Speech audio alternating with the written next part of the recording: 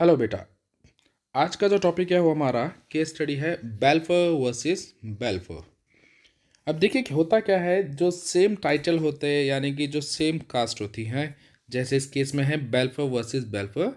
ये दो ही केस में हो सकती है, या तो दोनों भाई बहन हो, या दोनों भाई हों, या तो फिर दोनों बहनें हों, या फिर हस्बैंड वाइफ हो। ठीक है ना। तो इसमें जो है एक है वाइफ और एक है आपका हस्बैंड। क्लियर है।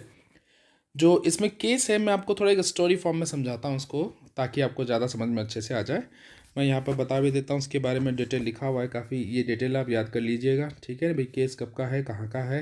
और इसमें जो प्लेंटिफ मतलब मिसिस बेल्फर है, जो प्लेंटिफ मतलब जो केस कर रही हैं, और किसके ऊपर, एपिलेंट, एपिलेंट मतलब किसके ऊपर, मिस्टर बेल्फर के ऊपर। ठीक है, हस्बैंड और वाइफ का केस है ये।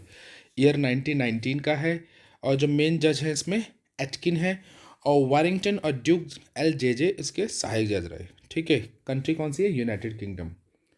तो केस ऐसा है, जो मिस्टर बेल्फर हैं और जो मिसिस बेल्फर हैं, ये मेन जो है वो सिलोन के रहने वाले हैं। सिलोन यानी जो आपके श्रीलंका में मिलता है। ठीक है बेटा, फर्स्ट पॉइंट में आप देखेंगे इसको।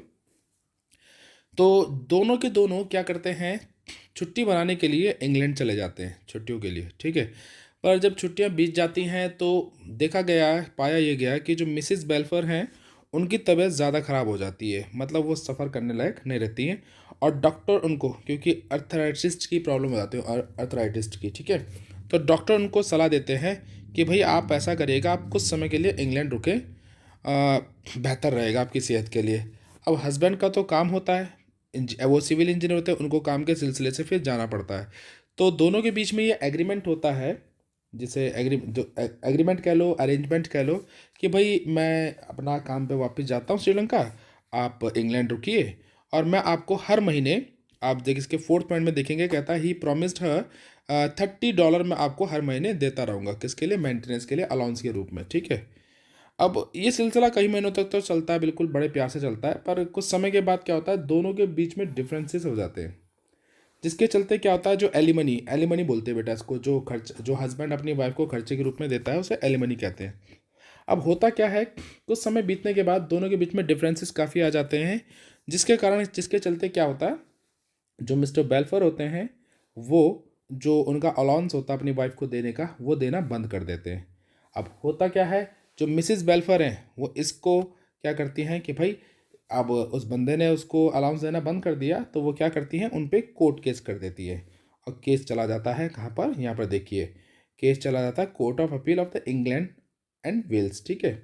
अब वहाँ पर जज इसको केस को पढ़ता है। अब देखिए यहाँ पर दो इशू आते हैं, जो केसेस हैं, क्या आता है, क्वेश्चन बनता है, was Mister Welfer offer intended to be a legal binding, मतलब कि जब उन दोनों के बीच में ये करार हुआ, एग्रीमेंट हुआ या अरेंजमेंट हुआ, तो क्या उस समय दोनों इंटेंशनली बाउंड थे, या इंटेंशनली सोच रहे थे कि भाई अगर ऐसा नहीं होगा तो लीगली हम कोई एक्शन लेंगे। सर मेरा जहाँ तक मानना है कि हस्बैंड और वाइफ के बीच में कभी भी ऐसी भी लीगल इंटेंशन नहीं होती। जैसे मैंने आपको प्रीवियस एग्जांपल में भी समझाया था कि हस्बैंड ने वायदा किया, प्रॉमिस किया कि भाई मैं तेरे को शाम को सोने का हार ला के दूंगा। अब एज यूजल ह्यूमन बीइंग वो भूल गया, तो क्या इसलिए क्या वाइफ उस पर लीगल केस कर सकती है? सर मतलब नहीं बनता, क्योंकि ये केस कौन सा है, सोशल या हाउस होल्ड, सर ये डोमेस्टिक केस है। ठीक है ना, तो इसमें कोई लीगल वो केस नहीं बनता आपका। ठीक है, क्योंकि कॉन्ट्रैक्ट नहीं है। कॉन्ट्रैक्ट मतलब क्या होता है, कॉन्ट्रैक्ट मतलब क्या होगा, जो लीगली बाउंड होगा, इन्फोर्सेबल बाय लॉ होगा। ठीक है। दूसरा केस क्या बनता है, does the fact that they were husband and wife matter, yes definitely husband and wife matter है, डोमेस्टिक अरेंजमेंट है, डोमेस्टिक केस है। ठीक है। तो जजमेंट क्या बनता है इसका, तो कोर्ट में इसको सीधा जजमेंट ये होता है कि जो वो अपने, जो मैंने आपको बताए थे, मैं दिखाता हूँ यहाँ पर आपको दोबारा से, एटकिन, वेरिंगटन, जो जजेस के नाम है Atkin, Warrington and Duke L J J, तो वो ये फैसला करते हैं, मतलब सीधा से वो खारिज कर देते हैं इसको, वैलिड नहीं बोलते कि भाई ये कॉन्ट्रैक्ट वैलिड नहीं है, क्योंकि भाई सीधी सी बात है, उनका मानना ये है कि जो हस्बैंड वाइफ होते हैं उनके बीच में जो भी जो अरेंजमेंट होता है या एग्रीमेंट होता है, वो क्या होता है, लीगली बाउंड नहीं होता है, या कॉन्ट्रैक्ट या इन्फोर्सेबल नहीं होता है। ठीक है। तो इस कारण से उन्होंने इस केस को क्या कर दिया, खारिज कर दिया। ठीक है।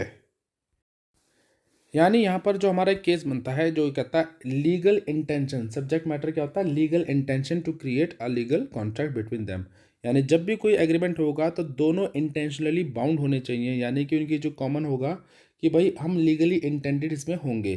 पर जब उन दोनों ने आपस में अपना करार किया था, एग्रीमेंट किया था, अरेंजमेंट किया था, तो ऐसा कुछ नहीं था कि भाई अगर एक पार्टी उस काम को, टास्क को पूरा नहीं कर पाती है, उसको ब्रीच कर देती है, मतलब उस प्रॉमिस को तोड़ना को ब्रीच बोला जाता है। आगे इस टर्म का यूज़ होगा कई बार, ठीक है।